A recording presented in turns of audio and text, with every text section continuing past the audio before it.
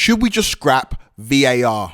But before we get into any of that, guys, make sure you're liking, commenting, and subscribing to the Kweku Afari YouTube channel. I'd massively appreciate it. But let's get into it. Another weekend mired in controversy when it comes to officiating in the Premier League. Officials have not covered themselves in glory. VAR has not covered itself in glory. And yet again, at the end of a Premier League weekend, we've got players, managers, and fans who feel aggrieved because of poor refereeing decisions and because of poor implementation of technology in football. And there's three games we're talking about, really, aren't we? We're talking about the Fulham versus Manchester United game, a game in which a perfectly good Scott McTominay goal was ruled out for offside. And to this minute, I still don't understand why it was ruled out, inexplicably ruled out. It baffles me. It was an absolute nonsensical decision. We're talking about the Sheffield United versus Wolves game, and Gary O'Neill right now must feel like the most unlucky man in football. A soft penalty given against his Wolves side in the dying embers of that game. Sheffield United, of course, convert that penalty and secure 3 points. Their first win of this Premier League season. You saw how much it meant to Sheffield United players. You saw how much it meant to Paul Heckingbottom. And for their sake, you hope that it kickstarts their season, because it's been a difficult start for Sheffield United and the rest of the promoted sides. And fingers crossed for them that it means they can stave off relegation fears. And the main game we're talking about is the Newcastle versus Arsenal game. And before we get into criticising the officials and VAR, a round of applause for both sets of players. That game was full of everything: controversy, passion. It had everything, really, and that's what you want when you pay the price of admission to go and watch a Premier League game. It wasn't a game full of quality, but it was a throwback to classic Barclays Premier League fixtures of yesteryear, where both teams really wanted it. Newcastle just wanted it a little bit more, and of course, all the talk and all the chatter is about the controversial second half goal from Anthony Gordon. There was 3 possible infractions for the goal: whether the ball went out of play before it was played into the box, whether Joe Linton pushed the Arsenal defender in the back, and whether Anthony Gordon was offside when he did score that goal. And look, I can understand why Arsenal fans feel aggrieved. If you were on Twitter on Saturday night, it was going off. Arsenal fans were in meltdown. They were calling conspiracy. They were calling for heads. And you can understand it, because if I was a Chelsea fan in that situation, I would be the exact same way. Mikel Arteta lost his head in the post-match interview and post-match press conference. He didn't know what to say. He called it an absolute disgrace. He questioned the officiating in this country. And Arsenal even came out with a statement the day after, backing their manager and questioning the officiating in this country. And I understand it, man. Football's tribal and football's about emotion and passion, and that game was full of all of that. If you saw the tackles flying in, if you saw the scuffles between players, and I can understand why after that game was played and after the fact that Arsenal lost their first Premier League game of the season, why their fans, their managers and their players feel a certain type of way about it. But I'm not going to get into the minutiae of those games and those incidents and those decisions, because you can make your mind up for themselves or for yourself, because like I've said before, football is subjective. It's not objective. We could all watch the same decisions over and over and have different opinions and different thoughts when it comes to whether they should be allowed in terms of goals or whether something's a foul or not.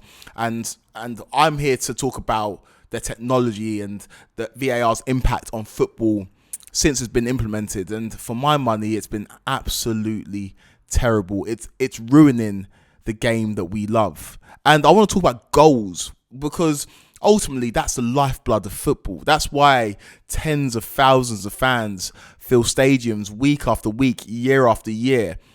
They go to watch goals. Football is about scoring goals, and scoring goals is the hardest thing to do in football.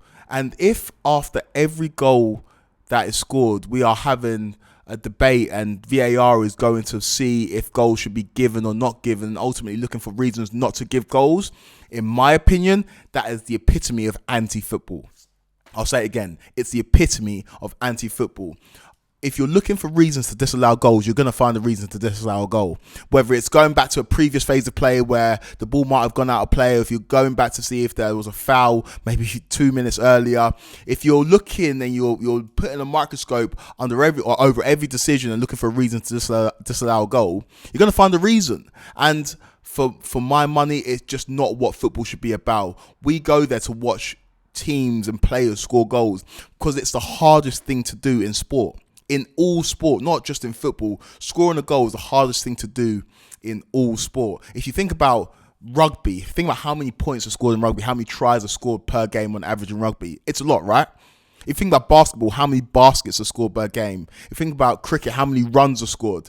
Football, if you see a game that contains 3 goals, you've seen a very good game. It's so hard to put the ball in the back of the net, and that's why when you're giving out Ballon d'Or awards, you're giving it to the people who score the goals. When you're paying your players, the strikers are the players that are normally getting paid the most, because they're doing the thing it's the hardest thing to do in sport, putting the ball in the back of the net.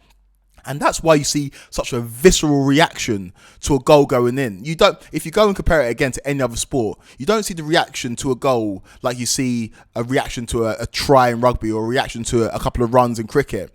Because scoring a goal is so difficult, fans' reaction to a goal going in is unlike anything you see anywhere else in sport. It's so visceral. It means so much. It's a feeling from within when the ball hits the back of the net.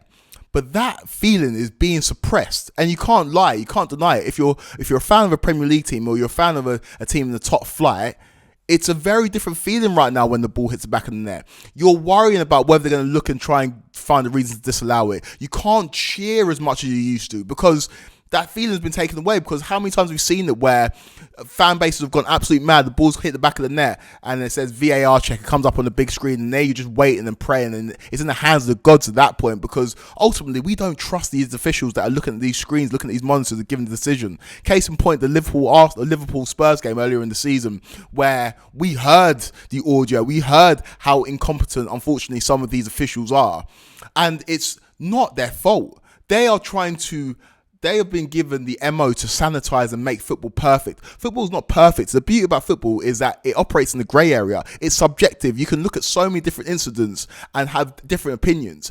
In my opinion, I would feel a lot better about the game if the referee was just allowed to officiate, because now when you bring in these different entities, these different personnel to try and help the referee give the right decision, and they're still getting it wrong, what is the point? It's a waste of money, it's a waste of time, it's a waste of resource, and it's a waste of energy as well. Fans cannot cheer the same way they used to when it comes to football, when it comes to goals being scored, because there is always that inherent fear that they're going to look back at a goal and try and disallow it. And I'll say it again, if you're looking at goals and trying to find a reason to disallow them, you're operating in a sphere, or you're operating in a realm that is anti-football, and to me it just doesn't sit right, it doesn't feel right, and we're heading into very, very dangerous territory where now football fans don't get to feel that visceral feeling when the ball hits the back of the net, because you are worrying about whether a decision is going to go against your side. It just doesn't feel right, it doesn't sit right, and